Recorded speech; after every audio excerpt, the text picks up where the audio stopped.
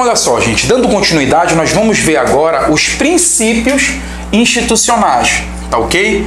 Nós vamos estudar agora os princípios institucionais, tá bom? Isso também está na 057. Quais são os princípios institucionais que regem o Ministério Público, né, que está previsto na Lei 057? Esses princípios institucionais são basicamente três. O princípio da unidade, isso aqui cai, tá, gente? O princípio da indivisibilidade,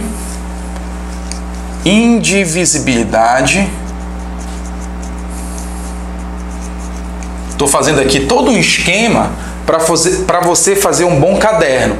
Lembrando aqui, pessoal, o conceito de proatividade. Quando você faz esse seu esquema no seu caderno e você revisa esse esquema, então a possibilidade de você esquecer é bem pequena. Faça suas revisões também adequadamente, ok? Esses três princípios, eles são super importantes. O teu examinador adora isso aqui. Isso aqui é muito recorrente e muito básico, tá? O princípio da unidade, pessoal, ele vai dizer o seguinte, que o Ministério Público ele é uno e indivisível. Então, por exemplo, se você está verificando a atuação de um membro do Ministério Público do Estado do Pará, defendendo, por exemplo, o interesse difuso, como a gente viu no exemplo agora há pouco, lá da poluição que aconteceu em Barcarena da Hidro, defendendo o interesse difuso da sociedade. Quando a gente olha para o Ministério Público do Estado do Pará atuando ali, a gente não fala assim, é o promotor de justiça do Pará que está atuando defendendo o interesse indisponível, um interesse difuso. Claro, os jornais falaram isso e tal, mas quando a gente olha assim, a gente lembra, é a instituição Ministério Público, é uma unidade. O MP, quando se fala que é o Ministério Público atuando, leia-se, não é só o Ministério Público do Estado do Pará, é o Ministério Público como um todo, tá ok? Então a gente tem Ministérios Públicos dos Estados em 27 estados, tá ok? Cada estado tem um MPE. Existe essa divisão para fins didáticos. Existe, por exemplo, o Ministério Público dos Estados, em 27 estados nós temos o MP, e nós temos também o Ministério Público Federal. Aí tem o Ministério Público do Trabalho, o Ministério Público Militar, tá ok? Tudo está ligado ao Ministério Público Federal. Aqui, pessoal, só para que vocês não confundam esses conceitos. Quem atua no Ministério Público Federal são procuradores da República. É importante esse conceito, tá? Para vocês não confundirem. E aqui no Ministério Público dos Estados são os promotores de justiça. É a mesma função, só em áreas diversas. Só que assim, vocês estão percebendo o que eu estou falando aqui, ó? São 27 estados que tem o Ministério Público, que trata do Ministério Público dos Estados. E nós temos o Ministério Público Federal, como se tivesse dois MPs. Mas, na verdade, quando a gente olha para isso, pessoal, a gente fala que há um único Ministério Público atuando, que é o Ministério Público, que é uma instituição permanente, essencial à função jurisdicional, defensor da ordem jurídica, do regime democrático e dos interesses sociais e individuais indisponíveis. Ou seja, ele é uno, pessoal, é indivisível, tá bom?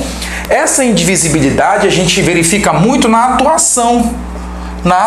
Então, por exemplo, se um promotor de justiça do Ministério Público do Estado do Pará está atuando num determinado processo, por exemplo, num crime de homicídio, se porventura ele tira férias e um colega dele assume a função, a gente está dizendo ali que quem está atuando é o MP, porque ele é indivisível. Eu não posso vincular a atuação ministerial à figura daquele promotor de justiça.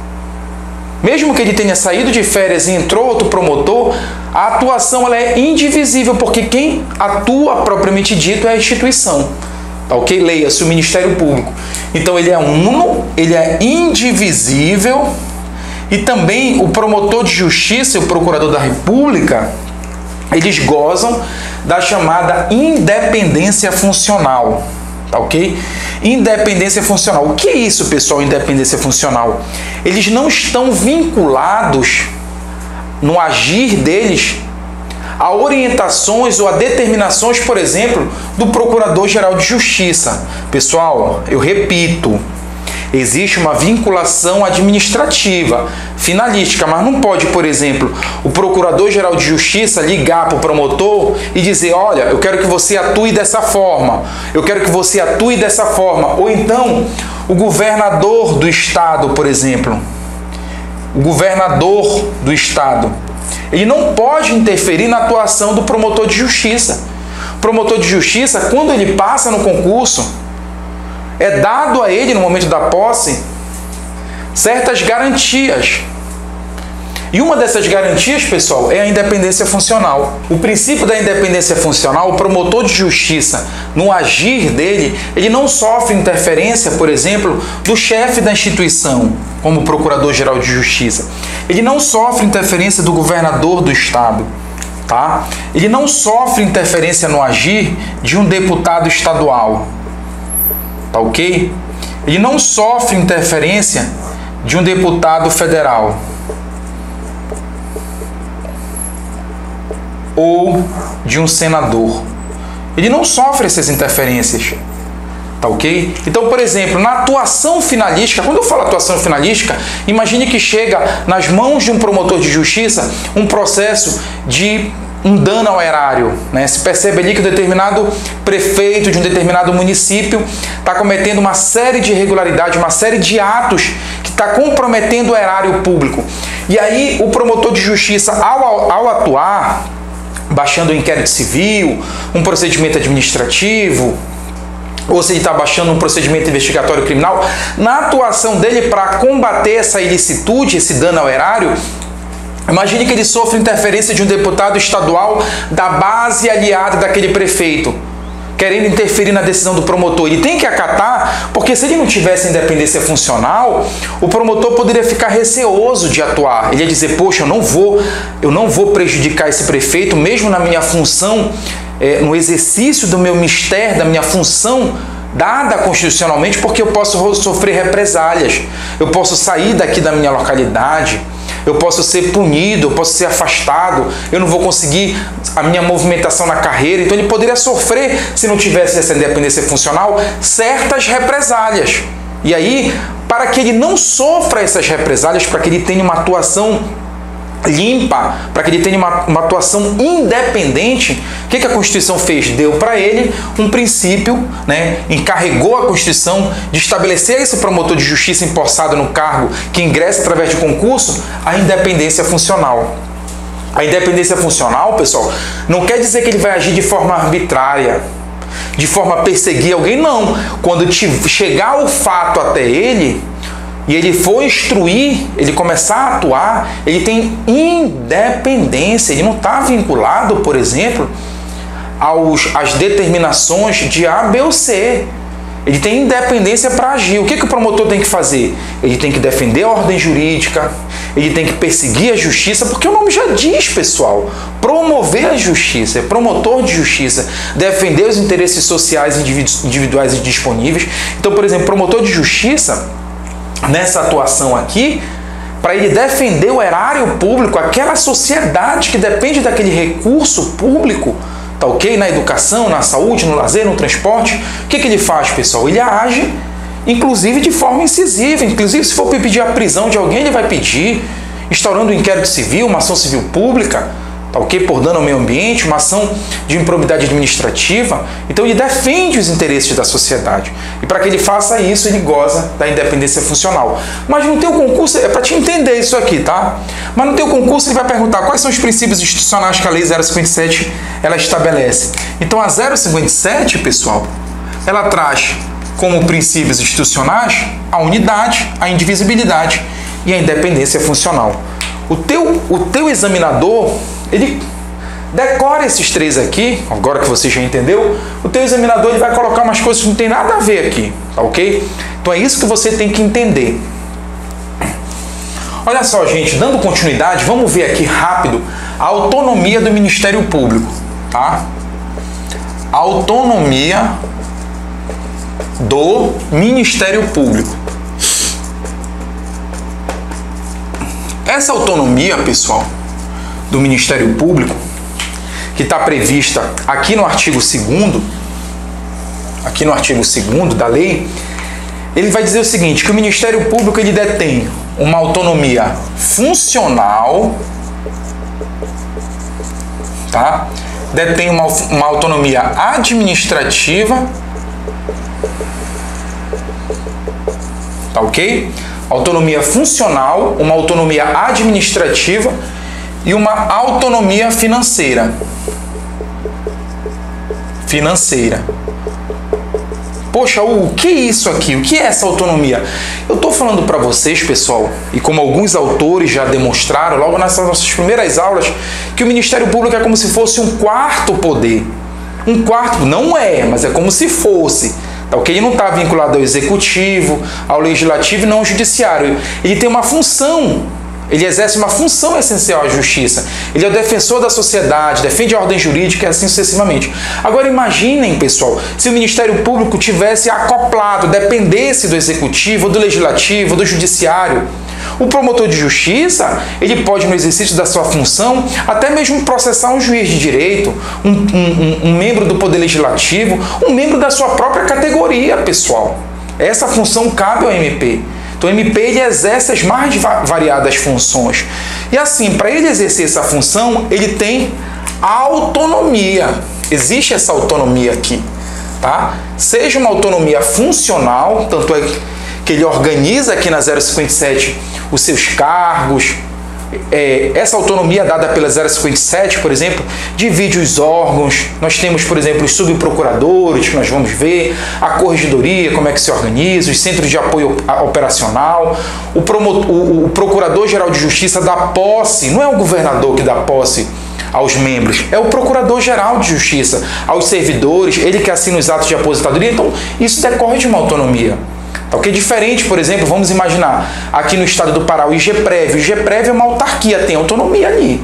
Tá ok? Tem autonomia, mas vamos colocar aqui um órgão da administração direta, aqui do estado do Pará. A Secretaria de Meio Ambiente.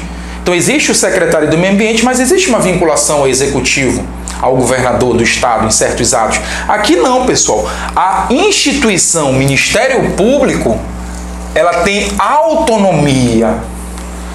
Ela que determina as coisas conforme a lei, que fique bem claro, todo o provimento dos seus cargos, tá ok? Ela tem autonomia até administrativa aqui, ó. Ela tem uma autonomia funcional, tem uma autonomia administrativa, o procurador-geral que organiza toda a estrutura interna, tá ok? Os centros de apoio operacional, os órgãos e serviços de apoio administrativo, o plantão ministerial que ocorre, a parte de estrutura e assim sucessivamente. Então, isso decorre tudo da autonomia. Se vocês forem ler, pessoal, é importante que vocês entendam que o Ministério Público é um órgão autônomo. Ele tem autonomia funcional, administrativa e financeira, tá?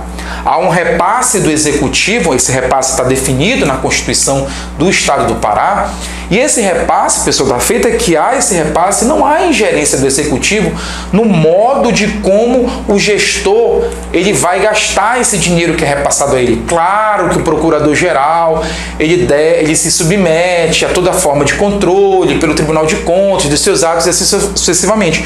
O que eu estou querendo dizer é que o governador do Estado do Pará, quando repassa esse recurso, ele não vai gerenciar que, olha, eu quero que tu gaste agora assim, tu vai gastar assim, tu vai gastar aqui, eu quero que tu... Não. Procurador-Geral, no exercício da função ministerial, que é o quê? Instituição permanente, defendendo a ordem jurídica, o regime democrático, os interesses sociais individuais indisponíveis, ele recebendo aquele recurso, ele vai fazer isso da melhor forma possível, vinculado aos princípios da economicidade, da eficiência. Eu vou aplicar aqui agora um recurso aqui no município de Santarém, vamos fazer uma nova unidade do Ministério Público, em Alter do Chão. Então isso decorre de uma autonomia que o Ministério Público tem.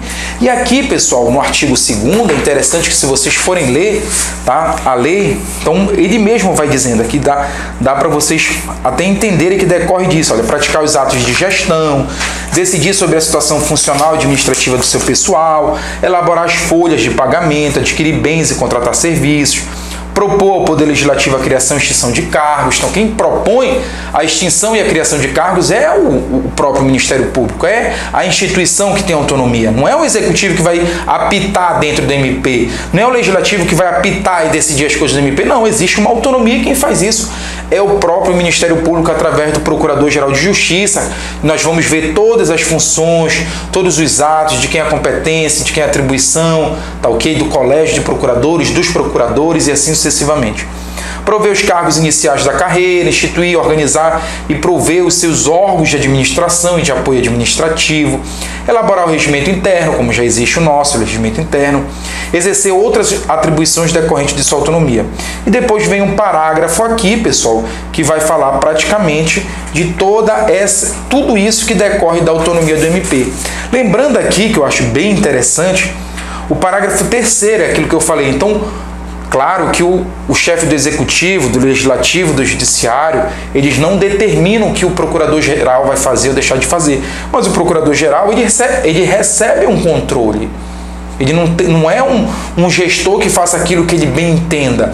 Todos os atos que ele pratica têm que partir da legalidade e estão sujeitos a um controle. O parágrafo 3º diz o seguinte: a fiscalização contábil, financeira, orçamentária, operacional e patrimonial do Ministério Público, quanto à legalidade, economicidade, aplicação de dotações e recursos próprios e renúncia de receitas, será exercida mediante controle externo pelo Poder Legislativo, o Poder Legislativo que faz esse controle externo de todos os atos praticados pelo Procurador-Geral de Justiça e mediante controle interno pelo sistema instituído por ato do Procurador-Geral de Justiça aprovado pelo Colégio de Procuradores, sem prejuízo da competência fiscalizadora deste.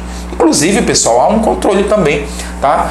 É um órgão que auxilia o Poder Legislativo ao Tribunal de Contas dos Estados, tá ok? No caso, o TCE Pará. E no âmbito interno, existe também o setor de controle interno do Ministério Público, tá ok?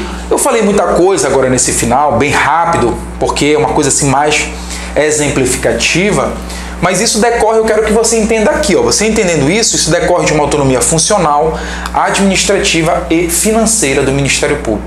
Tá ok, beleza? Tranquilo? Nós vamos agora encerrar este bloco e no próximo bloco a gente volta com a organização do Ministério Público. Até o próximo bloco.